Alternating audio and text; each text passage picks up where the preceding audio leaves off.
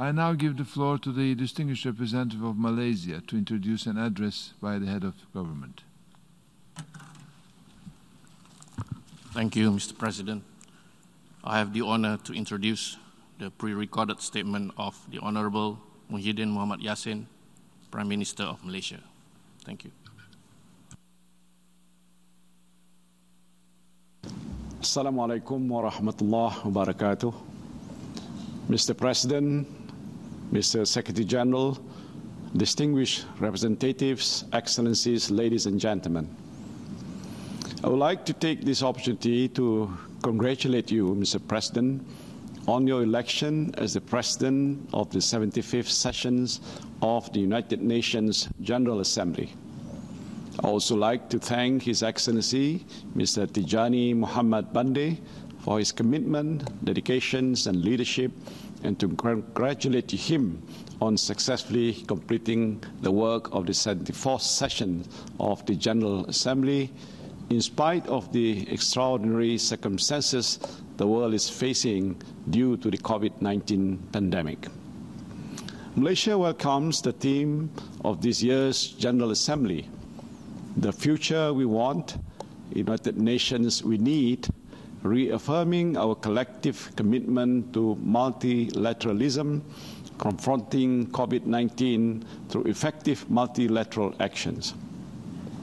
I believe the theme resonates well with each of us, appropriately framing what the world needs during a time of much uncertainty. You can be assured of Malaysia's support and cooperations in achieving the goals of these sessions of the General Assembly. Before the onset of the man's newest lethal enemy in the form of the novel coronavirus, the world had already been reeling from numerous challenges.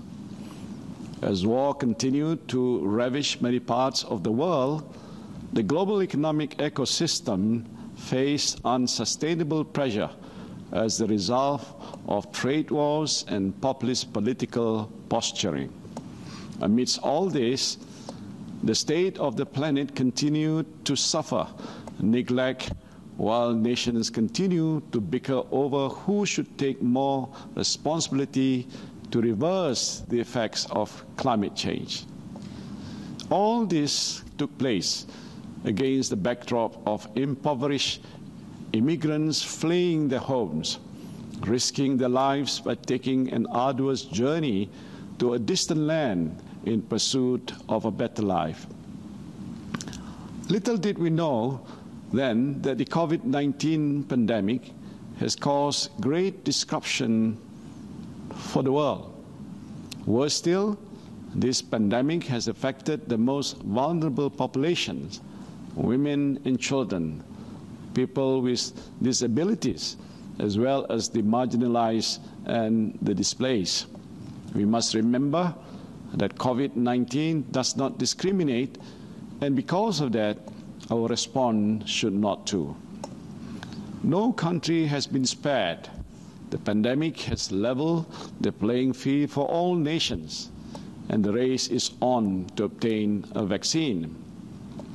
Until or unless we obtain the antiviral medication required to treat and a vaccine to prevent this novel coronavirus, we can never fully declare victory against it. This is why the manufacturing of a vaccine must promote international collaboration rather than nationalistic competition. Saving lives should be our priority. On top of the socioeconomic impact COVID-19 has had on all of us, we need to also be mindful of the possibility of terrorism rearing its ugly head in this time of uncertainty. We must never discount the fact that terrorist groups could be ramping up their efforts to take advantage of the present uncertain times to further enhance their agenda.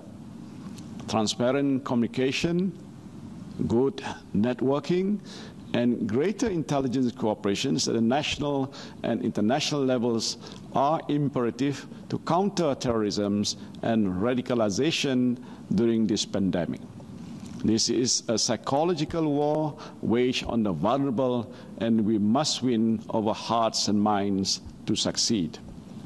Effective communication strategies at all available channels must be prioritized to ensure that misinformation and disinformation is countered without infringing respective domestic laws. Excellencies, ladies and gentlemen, as a measure to contain the COVID-19 pandemic, governments are implementing lockdowns and rolling out initiatives to ensure that people do not lose their jobs and businesses do not shut down. The economic and financial impact of the pandemic has brought big and small corporations to their knees. We have witnessed how decades of hard work and dedication have been reduced to bankruptcy, or even the downsizing of companies on unimaginable scale. And this has resulted in thousands of jobs lost. And this is precisely the reason why the economic devastation of this magnitude needs the collective actions of the international community. There is a need to soften the impact to the livelihoods of all those affected. For Malaysia, the government has put in place mitigating strategies to address the socio-economic impacts that COVID-19 has had on our country. We hope Malaysia not only recovers, but emerges stronger from the pandemic. The balancing act that Malaysia strives to achieve between kick-starting our economy and implementing standard operating procedures, the SOPs, to prevent further waves of infection has been nothing short of challenging. Malaysia has put in place structural economic reforms in facing the new global landscape post-COVID-19. We have begun the implementations of economic recovery strategies, followed by an all-inclusive economic revitalization program. Even though it will take some time before we see the results, we will continue to try our level best to return to some semblance of normalcy. And we know we can only do better with the help of the international community. Excellencies, ladies and gentlemen, unfortunately, the United Nations has been rather slow in aiding the response of member states to COVID-19. For instance, in the first few months of the pandemic, the United Nations Security Council, UNSC, failed to discuss the issue, even though the pandemic clearly poses a grave threat to the security of the world. Only on the 1st July of 2020 did the United Nations Security Council adopt a resolution to demand an immediate cessation of hostilities, which would allow nations to refocus resources on combating the pandemic. And this is a positive step. However, we can only imagine the benefits of such action if it had been undertaken much sooner. Differences in the Security Council left the body, as it has so many times, indecisive and ineffective. We must be brutally honest with ourselves and admit that after more than 7 decades, surely the fate of the world's peace and security should not continue to be left in the hands of a few. It is about time that the composition of the Security Council better reflects the United Nations' current membership. The 5 permanent seats in the Security Council reserved for the veto-wielding 5 victors of a world war has proven that the organization needs to be reformed. There would not be an alliance to pursue a common goal if one party thinks it has more right to decide than the others. Since 1946, the veto has been wielded more than 200 times. There is nothing democratic in the way the veto is used. The veto is open to abuse, be it sanctimoniously, hypocritically, to uphold wrongdoing. And this is why we need to move the reform process forward. Only at an improved Security Councils and the United Nations can the world hope to see problems being addressed effectively. One of the most glaring failures of the United Nations is the situation in the occupied Palestinian territory.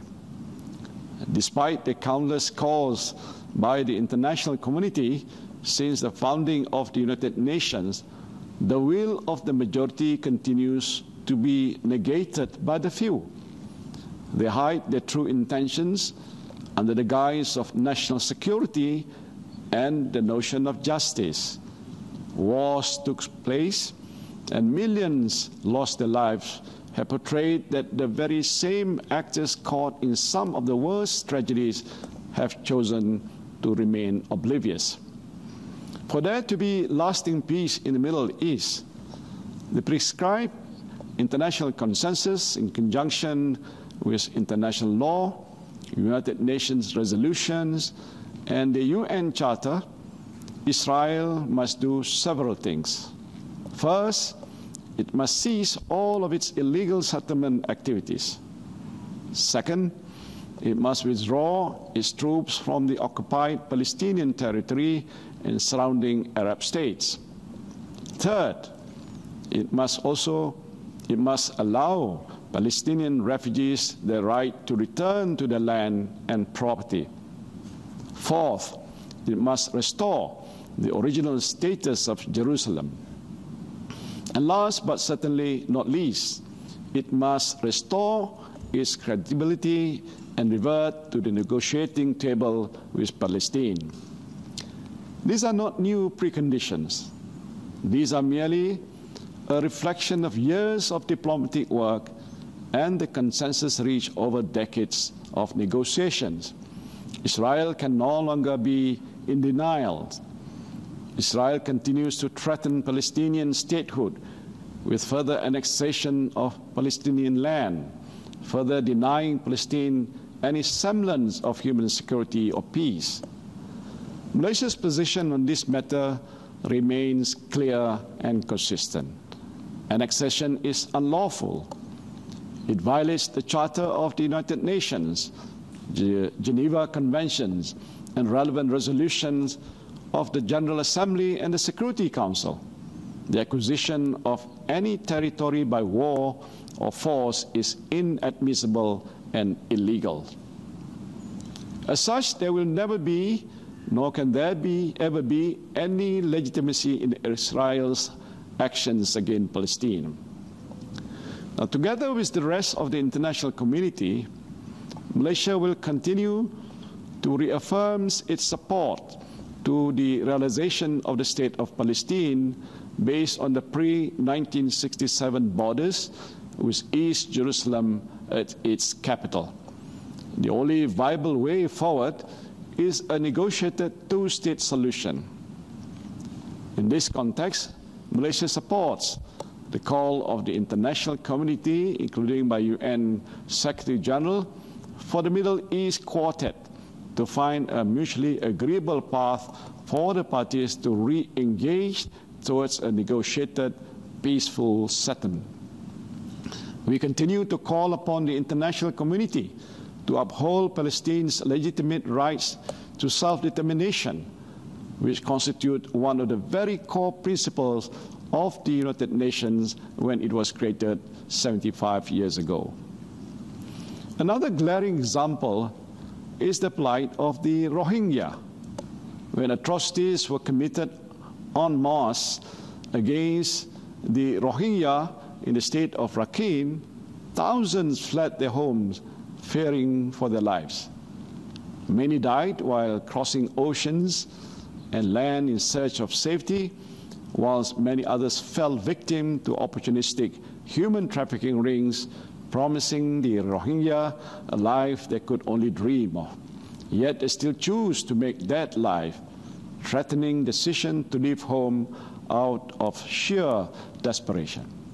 The spillover effects of the crisis in the Rakhine state, which includes the mass migrations of people from Myanmar, has significantly impacted not only Malaysia, but also other neighboring countries. Malaysia currently hosts the largest number of Rohingya refugees in Southeast Asia. As a developing nation coping with the cost of managing and providing protections to nearly 180,000 registered refugees and asylum seekers in the country, with 80% of them from Myanmar, our resources are stretched thin. Yet Malaysia is expected to do more to accommodate these incoming refugees. Is that fair? Now, although Malaysia is not a party to the 1951 Refugees Convention and its 1967 protocol, Malaysia has taken up the social and financial responsibility in providing humanitarian assistance and protection to Rohingya refugees on humanitarian grounds. The time has come for state parties to the Convention to shoulder a proportionate burden and responsibility in addressing the problems by opening the doors for more refugees for resettlement and relocation. Addressing the influx of these refugees into our borders is one side of the story. The bigger question is, how can the international community play a more meaningful role to end the atrocities in the Rakhine state? And these are just two glaring examples why a stronger, a better United Nations is necessary.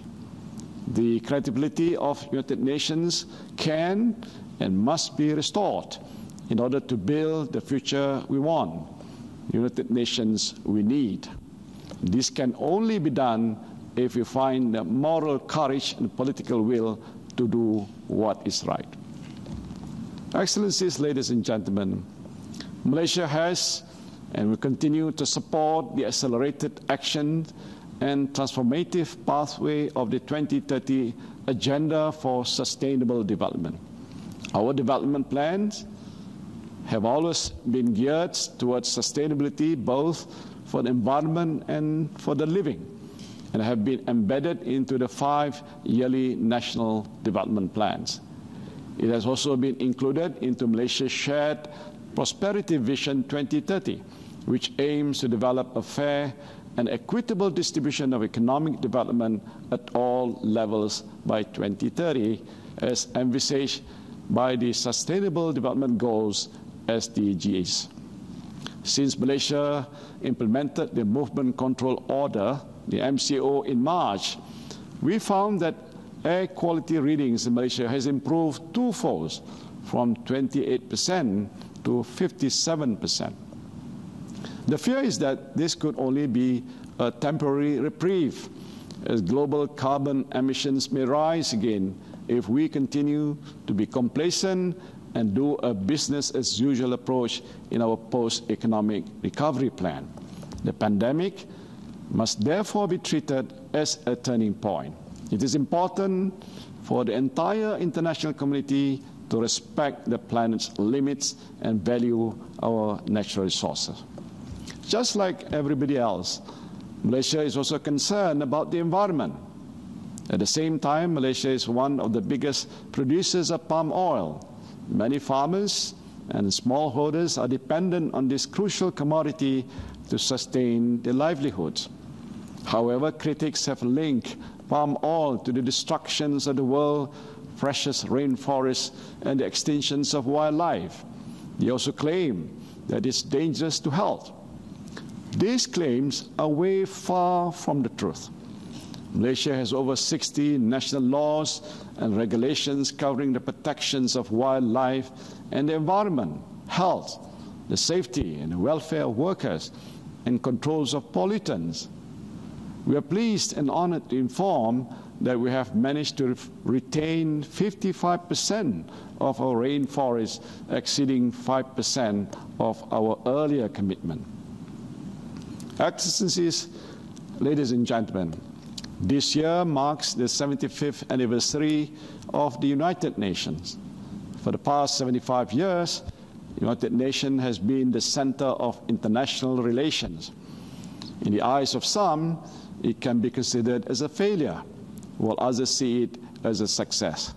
Call it what you want, but it's difficult to deny that the United Nations has managed to allow human society to progress in so many aspects, from education to the environment, to the health and social security of millions.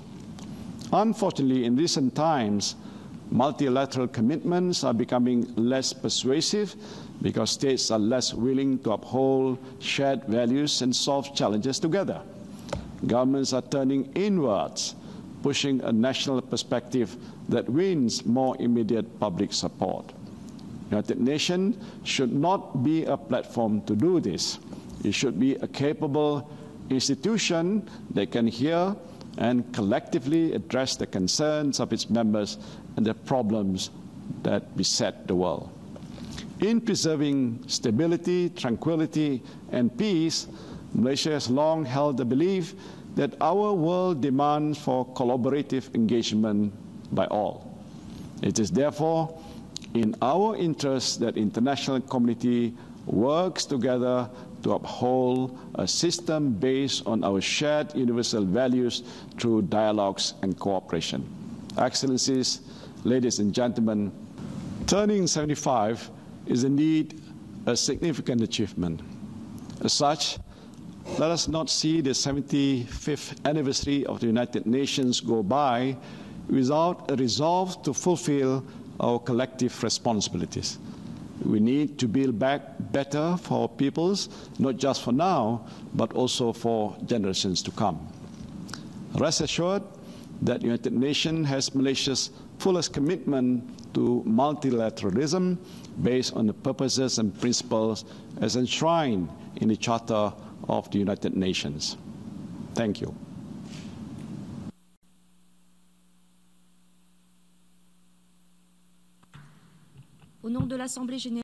On behalf of the General Assembly, I wish to thank the Prime Minister of Malaysia for the statement just made.